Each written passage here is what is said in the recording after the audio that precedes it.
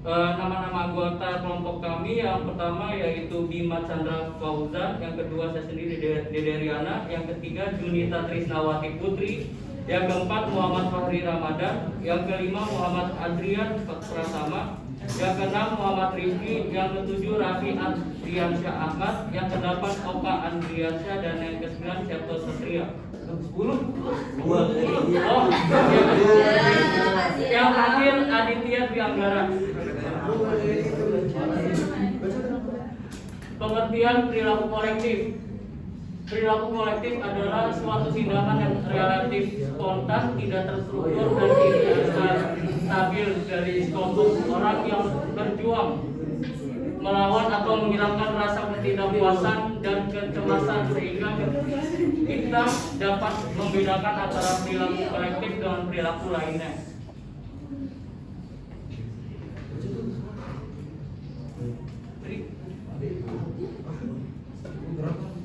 Perilaku kolektif menurut para ahli.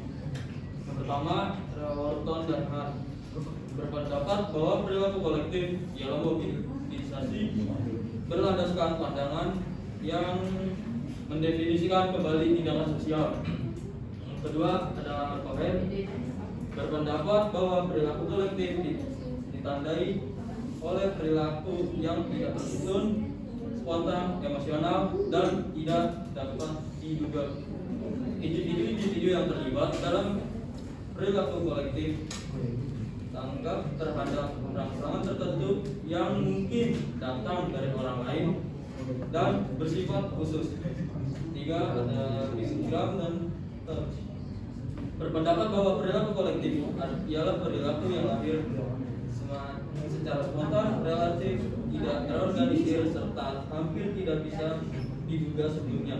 Proses kelanjutannya tidak terencana dan hanya tergantung pada situasi balik yang muncul di kalangan para pelakunya. Faktor-faktor penyebab perilaku kolektif.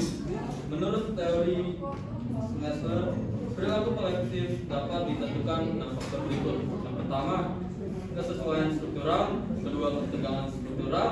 Tiga, berkembangnya suatu kepercayaan umum dan penyebaran pandangan. Yang keempat, faktor yang mendahului. 5, mobilitas tindakan. 6, berlangsungnya pengendalian sosial.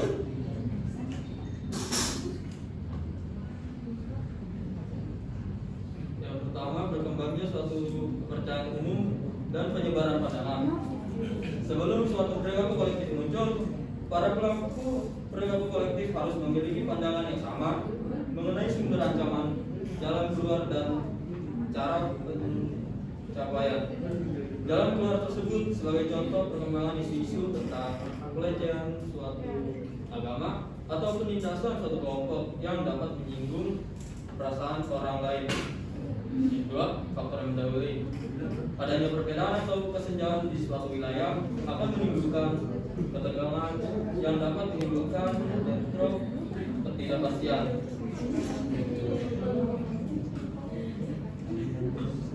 Beberapa bentuk perilaku kolektif di masyarakat.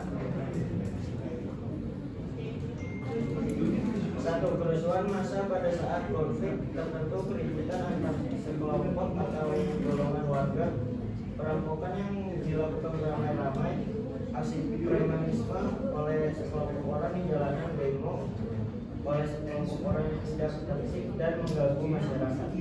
Gerakan sosial. Gerakan sosial merupakan suatu bentuk aksi bersama yang bertujuan untuk melakukan reorganisasi sosial baik yang diorganisir secara rapi maupun secara cair dan informal. Gerakan sosial ini merupakan suatu tantangan kolektif yang didasarkan pada tujuan-tujuan bersama, rasa solidaritas sosial. Gerakan sosial menurut para ahli. Yang pertama ada anarki. Gerakan sosial didefinisikan sebagai upaya kolektif untuk mencapai kepentingan maupun tujuan bersama melalui tindakan kolektif. Yang kedua ada KAI 2002 menyatakan bahwa gerakan sosial dapat diartikan sebagai kelompok informal yang terorganisir dengan upaya mencapai tujuan sosial. Yang ketiga ada Mayer dan Tarot 1998 mendefinisikan gerakan sosial sebagai politik perlawanan yang dilakukan oleh rakyat biasa yang bergabung dengan sekelompok masyarakat yang lebih berpengaruh. Yang keempat ada Michel, teori pergerakan sosial 2004 mendefinisikan gerakan sosial sebagai seperangkat keyakinan serta tindakan tak terlembaga yang dilakukan oleh sekelompok orang untuk memajukan ataupun menghalangi perubahan dalam masyarakat. Selanjutnya ada gerakan sosial sebagai bagian dari perilaku kolektif.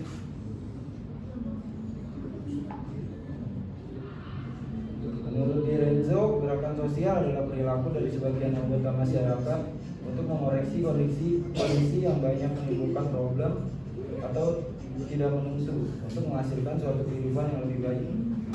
Menurutnya, tujuan akhir dari gerakan sosial adalah tidak hanya terbatas pada perubahan sikap dan perilaku individu, melainkan sebuah perubahan tatanan sosial baru yang lebih baik. Menurut Baldi dari Suyono, gerakan sosial merupakan sebuah bentuk perilaku kolektif yang terdiri atas kelompok orang-orang yang memiliki dedikasi dan terorganisir untuk mempromosikan atau sebaliknya menghalangi terjadinya perubahan. Selanjutnya ada karakteristik gerakan sosial. Menurut Yen, beberapa berbeda dengan perilaku kolektif, gerakan sosial ditandai dengan adanya tujuan atau kepentingan bersama.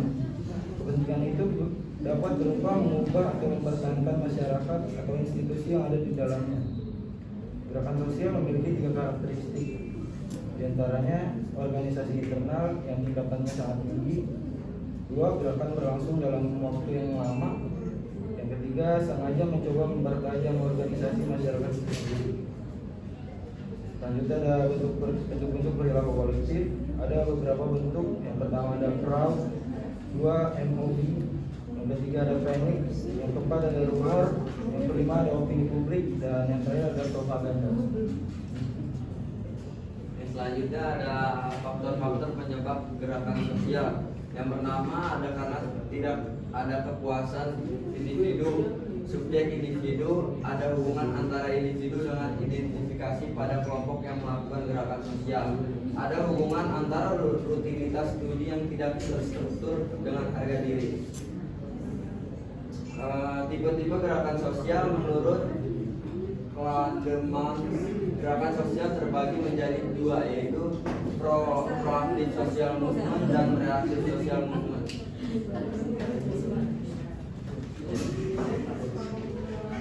Ini ada contoh-contoh daripada gerakan sosial.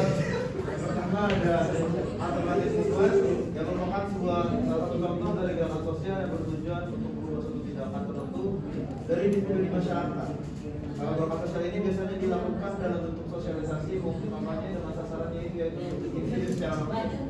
Dan yang kedua ada redemptive movement, yaitu sebuah contoh dari gerakan sosial yang memiliki tujuan untuk cenderung menginginkan perubahan yang tidak hanya meliputi suatu perubahan tertentu, melainkan perubahan secara menyeluruh untuk seorang individu.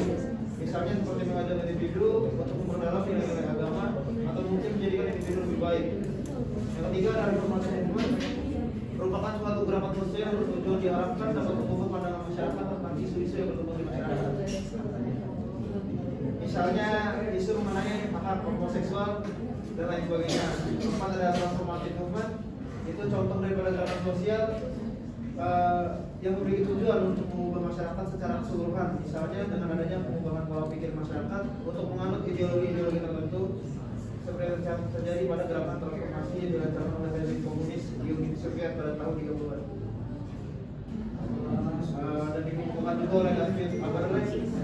Tipologi gerakan sosial tipe pertama yaitu alternatif movement, yaitu suatu gerakan sosial yang berusaha mengubah sebagai perilaku orang. Nah, sebagai contohnya itu gerakan dari sosial dari momen Christian Temperance Union pada tahun 1990-an yang bertujuan untuk mengubah perilaku berhenti minum-minuman beralkohol. Lalu ada movement gerakan sosial juga mencoba mengubah perilaku perorangan secara menyeluruh seperti dalam bidang keagamaan. Berikutnya ada tahapan gerakan sosial. Tahap pertama adalah emergence. Ini adalah tahap ketika gerakan sosial dimulai karena satu atau lebih alasan yang ditunjukkan pada bagian sebelumnya. Tahap yang kedua ada coalescence. pada tahap ini sebuah gerakan dan para pemimpinnya harus memutuskan bagaimana mereka akan merekrut anggota baru dan mereka harus menentukan strategi yang akan mereka gunakan untuk mencapai tujuan mereka. Yang ketiga adalah penggoyah-goyah atau birokratisasi. Ketika sebuah gerakan tersebut seringkali cenderung menjadi birokratis karena pemimpin yang dibayar dan staf yang dibayar menggantikan relawan yang memulai gerakan. Tahap 4 adalah decline atau kemunduran gerakan sosial. Gerakan sosial pada akhirnya menurun karena satu atau lebih dari banyak alasan. Kadang-kadang gerakan sosial mencapai tujuannya dan secara alamiah berhenti karena tidak ada lagi alasan untuk melanjutkannya. Namun lebih sering gerakan sosial menurun karena gagal, kurangnya uang dan hilangnya antusiasme yang mana para anggota gerakan dapat menggunakan kemunduran gerakan. Dan begitu juga nasionalisme atau pemecahan pendapat yang kuat dalam suatu gerakan. Selanjutnya, faktor yang menjadikan terjadinya gerakan sosial adalah deprivasi ekonomi, yaitu orang yang melibatkan diri dalam gerakan sosial karena menderita deprivasi, kehilangan, kekurangan dan penderitaan. Misalnya kenaikan harga-harga bahan kebutuhan pokok. Di samping itu ada juga faktor kenikmatan kemajuan ekonomi, teori deprivasi relatif. Meskipun tingkatan kepuasan meningkat, namun mungkin saja kesenjangan antara harapan masyarakat dengan keadaan yang nyata dihadapi terjadi kesenjangan menurut Saibani dan Rusdianto. Keanekaragaman gerakan sosial sangat banyak menurut Gideon Sedalam Said. Membedakan 4 tipe gerakan sosial itu: 1. Alternatif movement merupakan gerakan seksual